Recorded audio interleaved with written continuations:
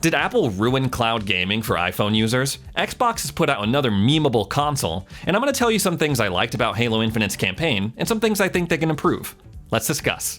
So Halo Infinite's campaign has been out for a couple of days now, and I'm pretty far along. I haven't beaten the main story yet, but I've definitely done all the side stuff. Yes, I am that kind of gamer. I do all the side stuff first, and then I tackle the main quest. Now, there are a lot of people that love the game. They have been having a really fun time with the campaign, me included, and there are some people that just refuse to like Halo. They criticize it a lot. I'm not going to focus on that stuff. I'm just going to tell personally some things that I like and some things I think they can improve on. First of all, I love the fact that there is no fall damage in this game. That, paired with the grapple shot, is just really opens up exploration in this world.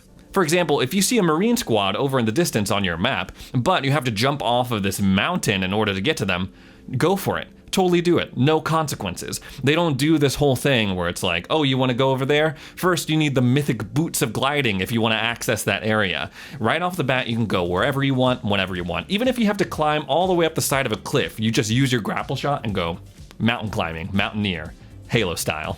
This allows for a lot of really fun combinations. For example, if you want to go to an enemy base and you're in a Banshee, you jump out, you have a gravity hammer, you fall all the way down and whack someone in the face with a gravity hammer and you take no fall damage. That's amazing. I love that. Next, I really like the dialogue in this game. I really think it provides a charm, it provides humor, and it provides a lot of emotional depth to a game that's really just about going around shooting a bunch of aliens. Right off the bat, I love the dynamic between the weapon and John 117, Master Chief. It's the perfect foil. She is this overly optimistic, kind of innocent AI that has yet to be exposed to all the dangers of the world. And John, well, he's John, right? He's been through a lot. So her optimism paired with his, jaded, pessimistic attitude, it's really endearing and provides for a lot of comedic moments.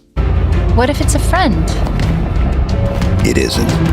Speaking of Master Chief's dialogue, how many badass one-liners can one man have? This guy is like a machine when it comes to just one-liners. It's amazing. My favorite one definitely has to be when the weapon asks, do you know how to hack that? Or something. I'm paraphrasing. He goes, no. And he punches it and just destroys the whole ship. That was amazing. And there are so many others. I can't remember exactly the setups, but for example, one of them was, this banished officer used to go by the name of Blockmatov, and he goes, not anymore. Boom, boom, boom. It's just amazing. Like, I love that they limited his dialogue, honestly, because in the past games, they tried to give him a lot more lines and a beefier script, and I like how they kept it to a minimum. One, because, like I said, it highlights those kind of badass one-liner moments, and that carries over to the non-action scenes. For example, when the weapon is hacking into banished systems, and he goes, is it safe? Are you sure you can do this? You can really feel his sense of concern for this new AI companion because he has so limited dialogue. And on that same subject, the Banished have some really good dialogue too, especially the Grunts. The Grunts are just master crap talkers, essentially. And I've been loving seeing all these clips on Twitter of just these crazy things that these banished grunts talk about, like their time at the Nipple Academy and things like that. It's just hilarious. And it gives a life to the game, like I said, that you wouldn't normally expect from just a typical run-of-the-mill shooter. Next up, I really like that they made Marines useful in this game. In the past, they were just cannon fodder, bullet sponges that would die instantly, especially if you were on those heroic and legendary campaigns. And they certainly start off like that in this game. They have no armor, they have just kind of weapons that they pick up wherever you rescue them, but as you progress, you do more side stuff, you capture more forward operating bases, destroy more comm towers, rescue more Marine soldiers, things like that. You gain Valor, which unlocks weapons at your bases and gives you access to better Marines, better equipped, they have better weapons, they have more health, things like that. And honestly, they get, like I said, really, really useful. One of my favorite things is calling in a Razorback and just loading up my car with Marines with snipers, Marines with rocket launchers. And they're awesome. They are deadly precise, especially when you keep them safe in your vehicle. If they get out of the vehicle, they're a little bit more inclined to just get killed instantly. But if you're in your car, then it's just over for the enemy, right? I had a Razorback, and 3 of the Marines in my Razorback had rocket launchers. And I went through a world boss, a high priority target, and it was just bam, bam, bam, bam, bam, bam. And before I knew it, the boss was already dead. It was awesome. But now I want them to take it a step further. I want more control over my Marines. I want to give them specific commands now that they have a taste of this. For example, I want to say, hey, you with the sniper, go up on that ledge while I'm going to take these 3 guys and we're going to go into the enemy base and you cover us from the ledge. Or I'm going to go in the Scorpion, I'll take one of you and then the rest of you load up in that Warthog right there, follow me, and we're going to make some noise. I don't know how feasible that would be. That would kind of blur into the strategy gaming line, but it's something that I kept wanting to think about because right now the extent that you can interact with your Marines is pretty limited. All you can do right now is go up to them and honk at them until they get in your car, or you walk past them and they're like, okay, let's go, Chief. And they follow you until they die. I would like a system that takes it a little bit further, now that they're so useful. I would very much appreciate it if you went on over to Twitter and followed @StayXboxReady. I'm also excited to say that I'm doing my first giveaway. I'm giving an Xbox Series X to one of my viewers. If you want instructions on how to do that and enter your name for the chance to win, the link is down in the description. One thing that I keep going back and forth on is whether or not I like the bosses in Halo Infinite. There's one really annoying one in the beginning of the game where it's a brute chieftain and he has a gravity hammer and you fight him in this very close quarters level. And I died to him multiple times.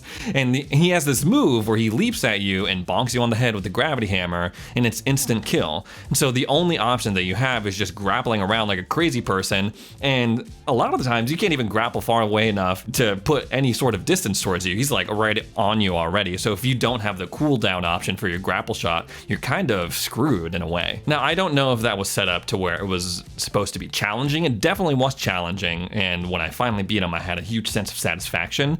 But when we go over to the kind of non-story bosses, the high priority targets that you can hunt down on Zeta Halo in exchange for Valor and other bonuses and weapon unlocks, it had me wondering if it would benefit from each of those world bosses kind of having their own level and maybe linear level design. I know that would kind of take away from the freedom you have, and when it comes to engaging these bosses, for example, you can go in there with a tank, blow them up, you can snipe them from a ledge, you can go in close quarters and kind of battle it out that way. And in that way, I like the freedom of that, but there were some times when it really worked, I feel. For example, there was another brute chieftain with a gravity hammer, and this gravity hammer had an electrical charge to it.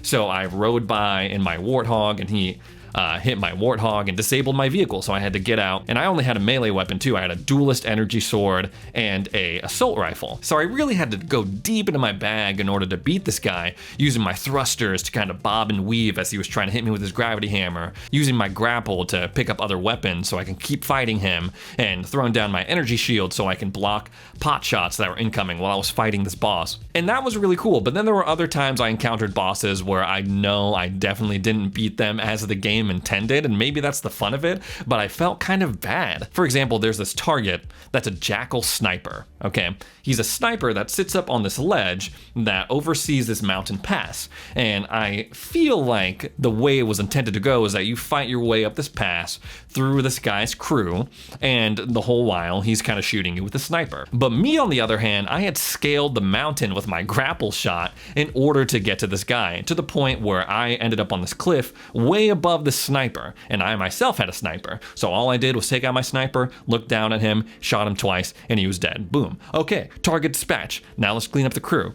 That was a little bit underwhelming, so I wonder if they would benefit from having their own specific layers and linear levels, so they have a little bit more control over each boss's unique skill set. Graphically, the game wasn't, amazing, I would say. There were some points where I thought, man, this game looks beautiful, and then other times where it was like, it looks fine. It's not really gonna break the internet with the way that it looks, but I don't think that was how it was intended. A lot of people will point at that and say, this is supposed to be next-gen Halo, and this looks like crap. Well, what I will say to that is that this is supposed to be cross-gen, for sure. The majority of Xbox players still game on Xbox One consoles, whether that's the Xbox One, the One S, the One X. So making it truly next-gen to this hardware on the Xbox Series X and S wouldn't have been the best move. So I understand why it doesn't look as great as some of these next-gen console titles that have been coming out. Speaking of next-gen consoles, we have a winner. Yes, we have a winner in terms of who sold the most consoles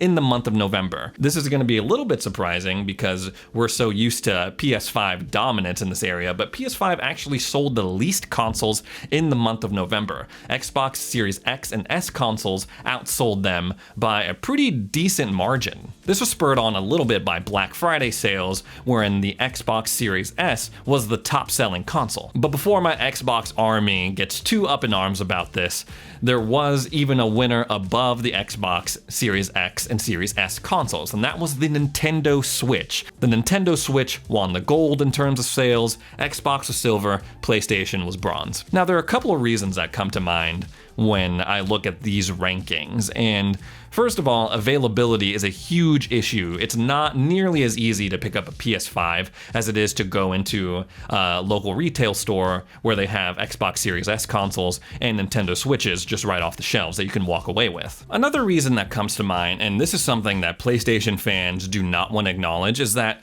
there were really no games that came out for PlayStation in the holiday season. Over on Xbox's side, you had Forza Horizon 5 and Halo Infinite coming out within weeks of each other, two huge marquee games that were reviewed very, very well. And on the other end, PlayStation didn't really have an answer. So now it is Xbox players' time to say PlayStation has no games for the holidays. Don't kill me in the comments, guys. PlayStation has a lot of great games, just not from this holiday season. The only other thing I can really think of that affected this is price. As we all know, the PS5 is either $400 for the digital version or $500 for the disc version. Xbox and Nintendo both have really affordable options. The Series S is $300 and the Nintendo is $300. That's a much more attractive price point for parents wanting to buy a video game console for kids this holiday season. Now, PlayStation remains on top for sure when it comes to overall sales, but November was a huge month for Xbox, and that's definitely good news for the holidays. Now, Xbox has pretty much been killing it when it comes to next-gen special edition consoles. We've seen the special edition Halo Infinite Xbox. I did an unboxing of that. It was super cool. Someone tweeted at me a picture of the Far Cry console that they put out. It was part of a giveaway that they did when they first released the game, and that was looking crazy. They put out the SpongeBob console and all sorts of other special edition consoles that are just cool. They're just cool. The thing about it is, they haven't put out a special edition Series S until now. That's right, they've put out this special edition Garfield Series S. Now, it was confirmed that Garfield was going to be the first DLC character for Nickelodeon All-Stars Brawl, so they're putting out this console in collaboration with that. Now, obviously, this isn't going to get as much praise as the Halo Infinite Series X. You know, they don't have the same intent, right? But I think it's genius on Microsoft's end, kind of making these consoles that are sort of like a meme. They're easily memed on, people can easily joke about them on Twitter.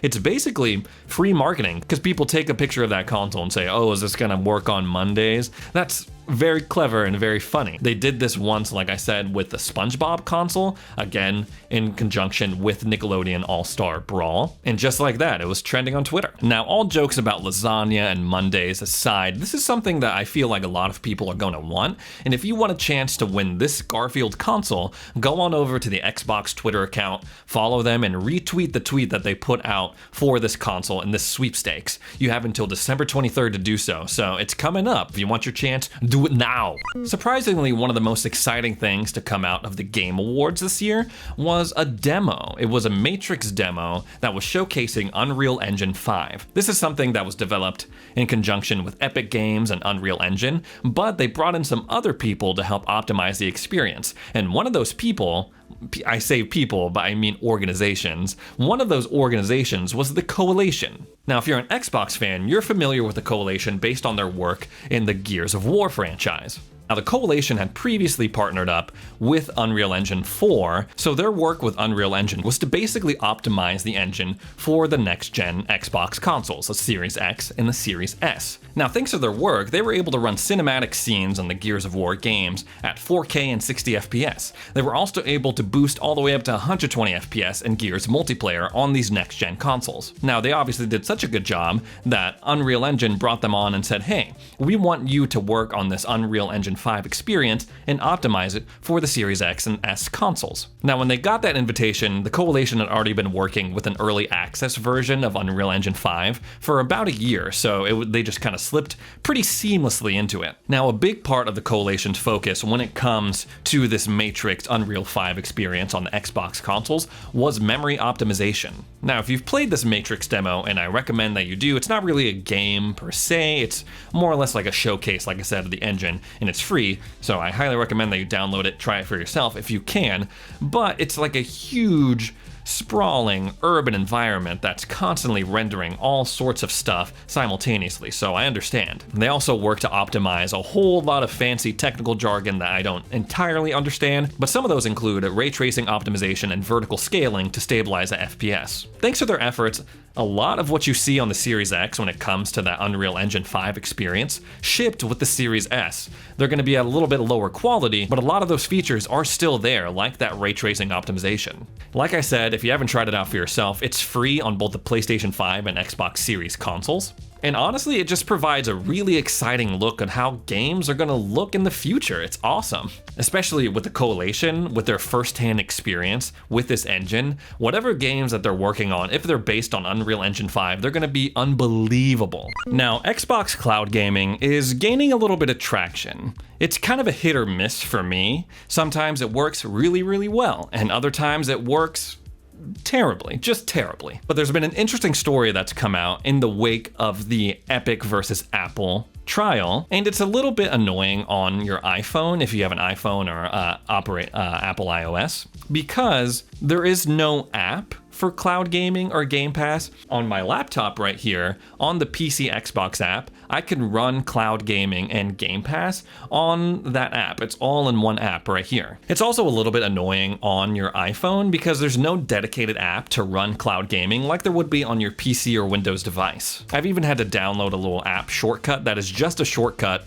to the browser-based version of cloud gaming. It's a little bit convoluted, a little bit annoying, like I said, but now we have some insight into why that is, due to some emails that have been leaked between Apple and Microsoft in the wake of the Epic versus Apple court case. So what it boils down to is that Microsoft was trying to pitch to Apple, hey, we will make some of these big exclusive titles like Halo Infinite, like Forza Horizon 5, and make them so you can basically just download an app from your app store and not have to go through the cloud gaming Game Pass Ultimate service. And that would be nice, obviously, because if you are an iPhone user, you'd be able to, like I said, download a single game. You wouldn't have to be subscribed to Game Pass Ultimate and then tied to cloud gaming if you're not interested in those other games. You would just buy the game, have it on your phone, and you'd be able to play it. But the caveat was Microsoft wanted people to have the Xbox cloud gaming app and then download all the titles that they want separately. Not that they wanted everyone to be a Game Pass Ultimate subscriber, but they were wanting it to be where you have this one app that pretty much controls all of the other games that you separately download. So if there was an update, it would all go through the cloud gaming app rather than updating every single title individually that you downloaded. Now, Apple was not cool with this. They were like, no, we want every individual app, and every app will have the capability to update itself. It's not ideal, but that's what we want. And that, they were like, oh, that's kind of a bummer, but a private email shows that they were still willing to do that. They were like, okay, we're going to add the cloud streaming deck capabilities to every single app rather than kind of have it controlled through this other cloud gaming app. But we're willing to do that. We're willing to work with it. But they ran into another hurdle when Apple was like, we don't like the fact that not all of your games have in-app purchases.